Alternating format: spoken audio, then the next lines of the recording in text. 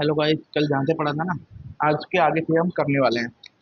पहले पहले वो जो कल पढ़ा, पहले पहले जो कल पढ़ा था ना, आज उसे रिवाइज कर लेते हैं। जो कल पढ़ा था आज उसे कर लेते हैं रिवाइज। भारत की अवस्थिति, आप लोग भी कंफ्यूज हो गए होंगे कि भारत की अवस्थिति है ना। पहले ये मैटर है कि जो ये भारत है ये कहाँ स्थित है। अगर हम एशिया के हिसाब से देखें तो ये भारत दक्षिण एशिया में स्थित है। परंतु अगर हम विश्व के हिसाब से देखें तो ये उत्तरी पूर्वी गोलार्ध में स्थित है। उत्तरी पूर्वी गोलार्ध, अगर दुनिया को हम ऐसे बनाएं तो ये उत्तरी पूर्वी गोलार्ध में स्थित है। अब अवस्थिति का महत्व, देखो इसमें हमने एक पॉइंट मिस कर दिया था। एक तो ये तो हमने पढ़ लिया था कि भारत कर्क रेखा भारत के बीच से गुजरती है। भारत को जो जलवायु कटिबंधों में बांटती है, नीचे उष्ण कटिबंध है, ऊपर शीतोष्ण कटिबंध है। फिर हिमालय, भारत हिमालय के दक्षिण में स्थित है। इस कारण भारत में मानसूनी जलवायु का विकास हुआ है। साइबेरियन सीज को हमने रुकती है। भारत के पास 7500 किलोमीटर लंबी तटीय सीमा है, जिससे भारत पर्यटन खनिज और तुम्हारा और परिवहन, मत्स्य पालन कर सकता है। परंतु इसकी एक हानि भी है कि ना,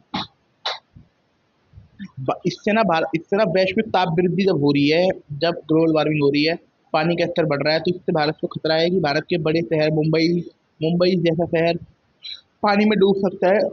और और सुनामी सुनामी जैसी चीजें, प्राकृतिक आपदा आती रहती है। और हमने लेकिन इसमें हमने एक पॉइंट मिस कर दिया था कि ना, बड़े बंदर एक पॉइंट की भारत ना दक्षिण सागर के शीर्ष पर स्थित है। भारत दक्षिण महासागर के शीर्ष पर स्थित है। इससे क्या हो इससे क्या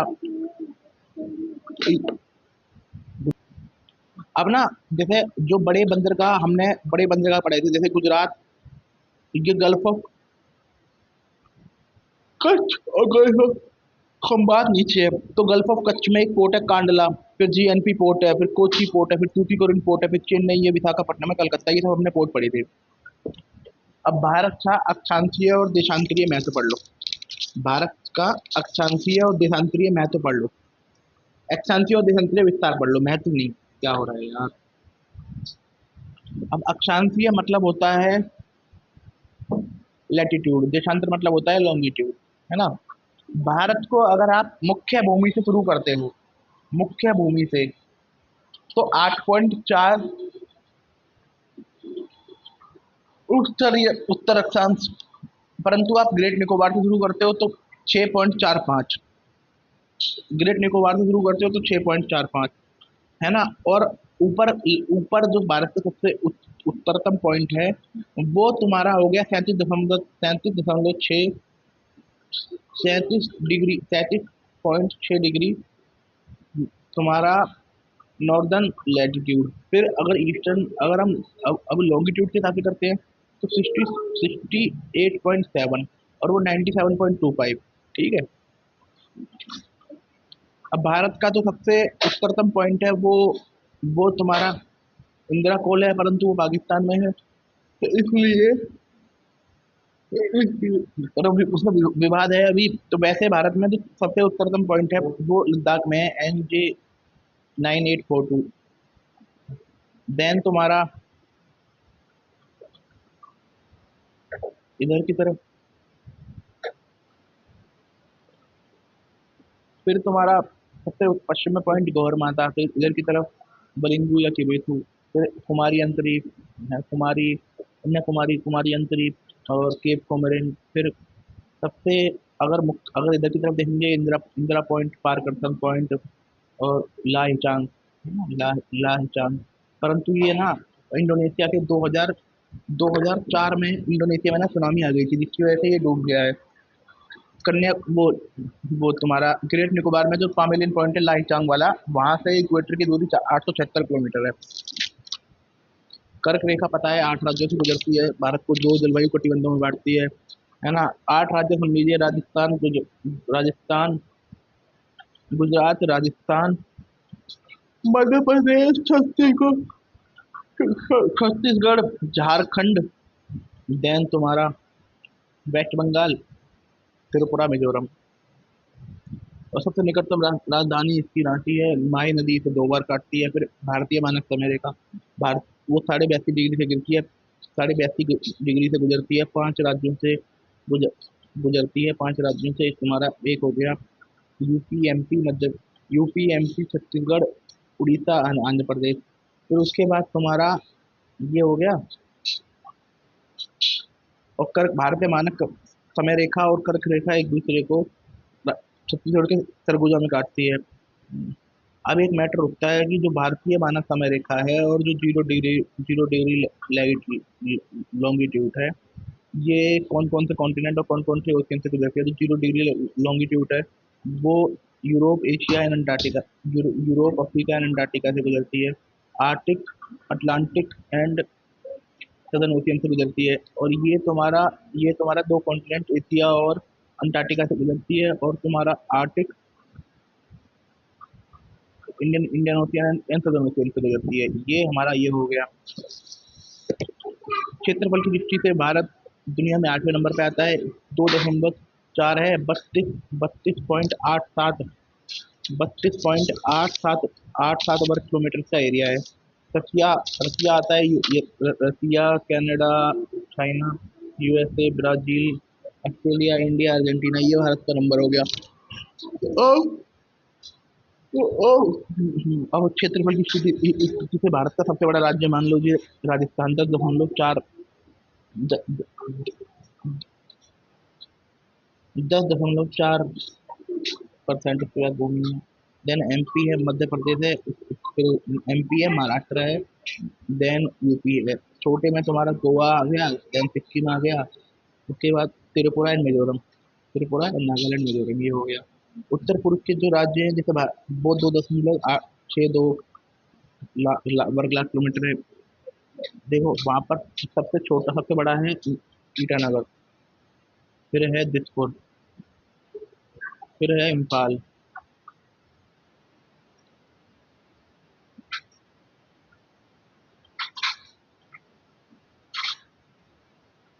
मन, नहीं, फिर है शिलोंग, फिर है ऐजवाल, फिर है कोहिमा, फिर है अगरतला। ठीक है, ये हो गया। भारत की स्थलीय सीमा 15,106 किलोमीटर है। जलीय सीमा वो वो जलीय सीमा 75 से 16 किलोमीटर है ना।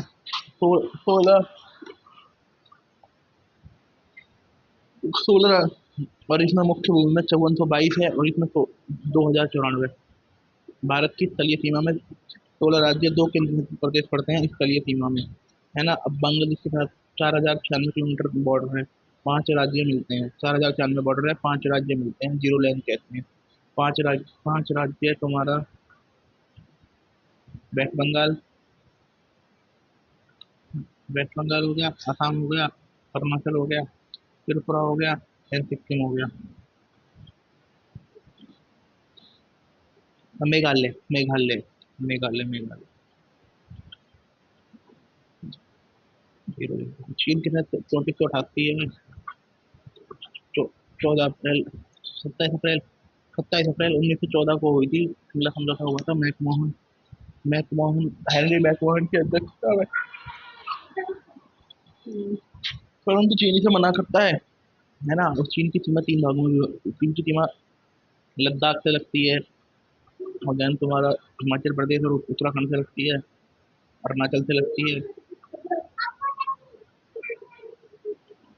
हिमाचल से लगती है।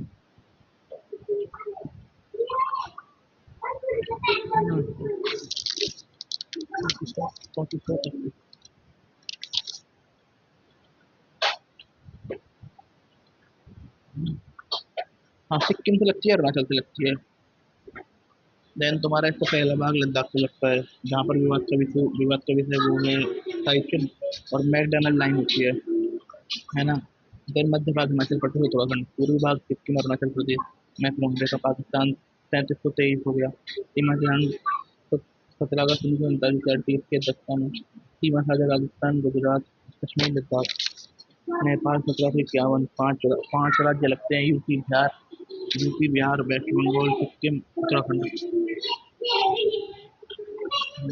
खगोलीय की संधि हुई थी 1816 में 4 मार्च को, काली नदी प्राकृत सीमा 1643। देन तुम्हारा चार राज्य लिखते हैं: अरुणाचल, मिजोरम, अरुणाचल, नागालैंड, मिजोरम, मणिपुर। अराकान अराकान सीमा का अकान हुआ करता है। फिर भूटान, भूटान में तुम्हारा लगता है सिक्किम, अरुणाचल, असम और पश्चिम बंगाल। योगी में तटीय सीमा। अब देख लेते हैं तटीय सीमा में थोड़ा गुजरात है, गुजरात, गुजरात, गुजरात है। देन तुम्हारा आंध्रा है, फिर तुम्हारा तमिलनाडु है, फिर महाराष्ट्र है, फिर केरला है, फिर फिर उड़ीसा है, फिर कर्नाटक है, वेस्ट बंगाल है, गोवा है।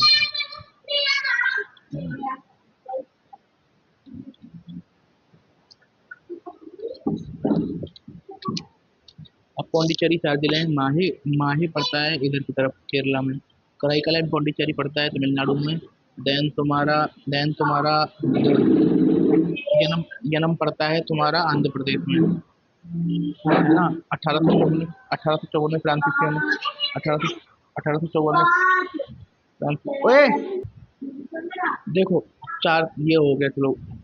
अब सागरीय सीमा यूएन क्लॉज हो गया 1982, 1994 बना, 1994 में लागू हुआ भारत में 1995 में अपनाया। इसने इसने ना समुद्र को ना 5 भागों में बांट रखा है: इंटरनल सी, आंतरिक सागर, रीजनल सी, प्रादेशिक सागर, कॉन्टिगस सी, पश्चिम मंडल, देन एक्सक्लूसिव इकोनॉमिक जोन, अनन्य आर्थिक मंडल, देन तुम्हारा हाई सी। जो ये हो गया ना, ये इंटरनल सी वाला ये हिस्सा जैसे जहाँ लो टाइड और हाई टाइड जहाँ तक आपकी आती है, वो आपका इंटरनल सी हो गया। फिर उसके जहाँ से नहीं आती लो टाइड, वहां से तक 12 नॉटिकल माइल। इसमें 12 नॉटिकल माइल में 1872 मीटर होते हैं, और नॉटिकल माइल में अगर वैसे उसमें 1500 कुछ मीटर होते हैं। तो वहां से ले तक वहां वहां से ले तक उससे ले तक 12 नॉटिकल बेस लाइन से ले तक 12 नॉटिकल माइल तक रीजनल सी होता है। यहाँ ये आपका सोवरेन क्षेत्र होता है। फिर वहां से ले तक 12 नॉटिकल माइल तक कॉन्टिगस सी होता है। ये आप में आप क्लीनिंग कर सकते हो, इसमें आप इमिग्रेशन कर सकते हो, इसमें आप रिवेन्यू कर सकते हो। जैसे वहां से लेकर 176 तक एक्सक्लूसिव इकोनॉमिक जोन होता है। यहाँ पर रिसर्च करो, नए द्वीपों का निर्माण करो, ये सब करो, कुछ भी करो। उसके बाद हाई सी होता है, यहाँ पर सभी देशों के समान अधिकार होते हैं।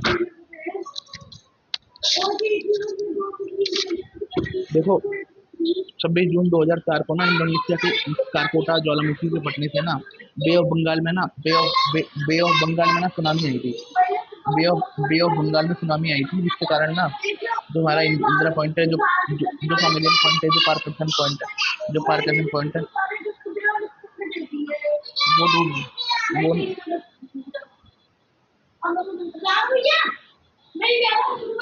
मेरे पास नहीं है भाई अभी पैसे।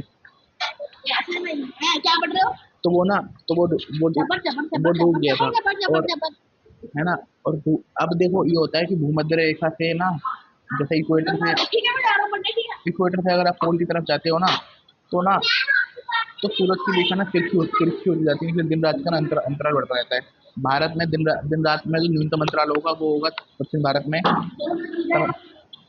तमिलनाडु और केरला में, है ना। और सबसे अधिक अंतराल होगा लद्दाख में दिन रात का, है ना। सुएज नहर के बनने से भारत में 7,000 किलोमीटर दूरी कम हो गई है। पांच राज्य जो अंतर्राष्ट्रीय सीमा और तटीय सीमा दोनों साझा नहीं करते, है ना। 5 राज्य हैं: एमपी, छत्तीसगढ़, झारखंड, तेलंगाना, हरियाणा, है ना। देखिए, लिखा था मैंने 1824, 1584। और दो राज्य तटीय सीमा भी करते हैं और अंतर्राष्ट्रीय सीमा का निर्माण करते हैं, जो गुजरात एंड पश्चिम बंगाल किसके साथ करता है? सिक्किम के साथ करता है, बांग्लादेश के साथ करता है ना। अब अब ये देख लीजिए, यहाँ ये हो गया पवनदीप, ये भारत का है। ये हो गया पाक जल संधि, ये तिल तिलैया द्वीप हो गया। ये मन्नार की खाड़ी, ये बंगाल की खाड़ी। भारत को उपमहाद्वीप क्यों क्यों कहाँ जाना कितना तर्कसंगत है। इसमें नेपाल, भारत, पाकिस्तान, भूटान, अफगानिस्तान, बांग्लादेश, इसमें पहली बात तो इतने देश आते हैं। और उपमहाद्वीप के लिए, उपमहाद्वीप के ऐसा ऐसा क्षेत्र होता है जिसमें कोई कोई ना कोई भौगोलिक इकाई उसे इसे उस इकाई द्वारा पृथक होता है ना। और क्योंकि भारत की भौगोलिक विविधता बता दो, इसमें भारत की जलवायु जलवायु विविधता बता दो, जैव विविधता बता दो, सांस्कृतिक विविधता बता दो, ये सब इसमें बता दो। अब भारत में ना, भारत का ना भू आकृतिक प्रदेश, तो भारत के जो भू आकृतिक प्रदेश है ना, हमने उन्हें 6 भागों में बांट रखा है। भारत को भू आकृतिक प्रदेशों के आधार 6 भागों में बांट रखा है। उत्तर और उत्तरी पूर्व का, उत्तर एंड उत्तरी पूर्व का पर्वतीय पर्वतीय प्रदेश है ना। उत्तरी पूर्व के देन तुम्हारा उत्तर का विशाल मैदान थार मरुस्थल हो गया। देन तुम्हारा, फिर तुम्हारा तटीय सीमा हो गई, फिर प्रायद्वीप हो गया, फिर तुम्हारा यहाँ पर हो गया, अब तो थार सब हो गया है ना। ये द्वीप समूह रह गया था, सब तो करने पड़ेंगे। अब उत्तरीय पूर्व के तटीय नहीं पर्वतीय प्रदेश,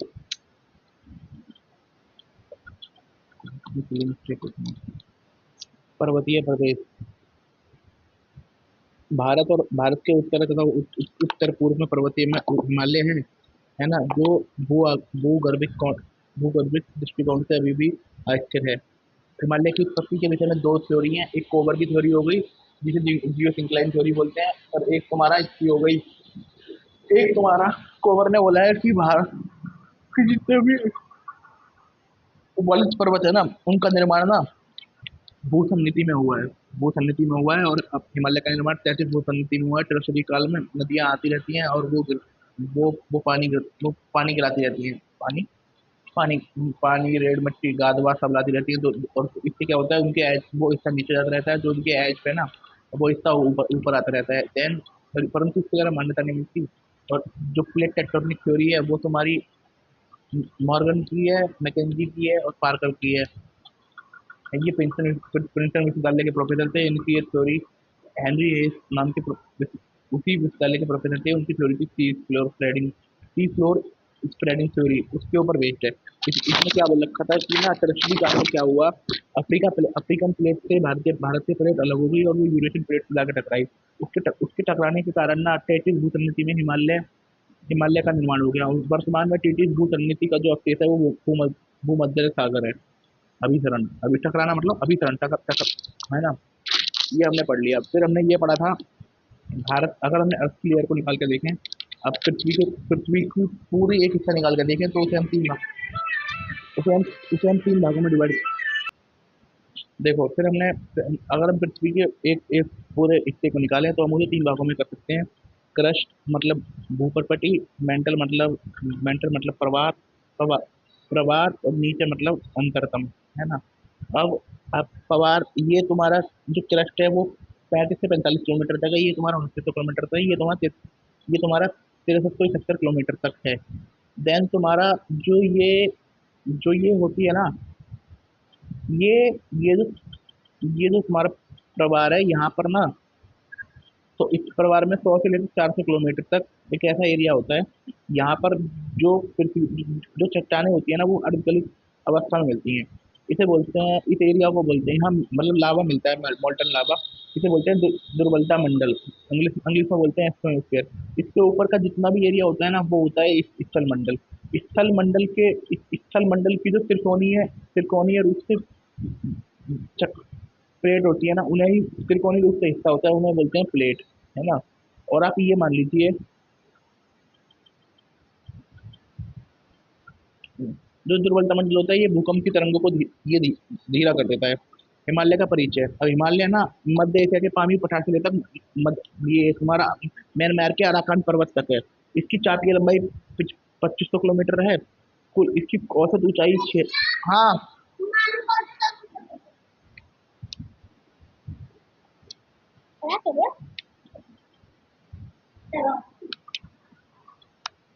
और इसकी औसत औसत ऊंचाई 6000 6000 मीटर है, 6000 मीटर है, और औसत चौड़ाई 400 मीटर है। देन तुम्हारा ये सिंधु जॉर्ज से दिहांग जॉर्ज तक, नंगा पर्वत से लेकर न, नाम नामचरबा, नामचरबा, नामचरबा पर्वत तक है, और 74 डिग्री पूर्वी देशांतर से 96 डिग्री पूर्वी देशांतर तक है। ये हमने पढ़ लिया।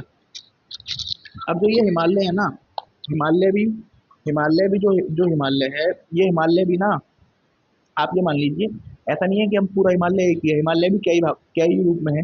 जैसे कि पहले हो गया ट्रांस हिमालय, ट्रांस हिमालय में काराकोरम, कैलाश, लद्दाख, जास्कर, महान हिमालय, मध्य हिमालय, बाहर हिमालय, देन ऊपर फिर इधर है ना, ये हो गया। फिर इधर पूर्वांचल, पूर्वांचल हिमालय, देन अराकान, ट्रांस हिमालय, महान हिमालय। ठीक है।